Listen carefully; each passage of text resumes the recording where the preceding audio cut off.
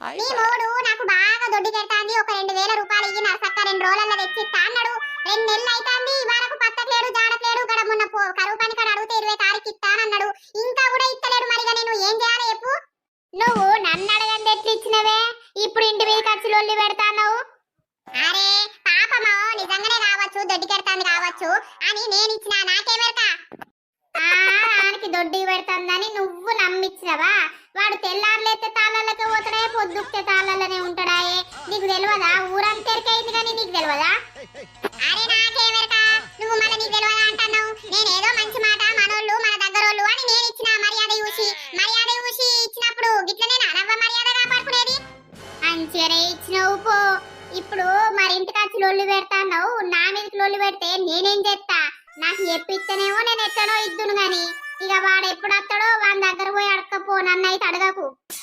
ఏమైందిరా? ఎందుకు లొల్లి పెట్టుకుంటారు? ఇగో చూడు మల్లక్క, ఇగో నా మూడట దొడ్డికెడతాంది బాగా. నేను దాకాండు కోత ఒక 2000 రూపాయలు ఇయ్యి 2 రోజులకి ఇస్తా అని అడుక్కున్నాడట. ఆ 2 నెలలు అవుతుందట, వాడు ఇంక ఇయ్యలేదట. ఇయ్యకపోతే వచ్చి వాళ్ళు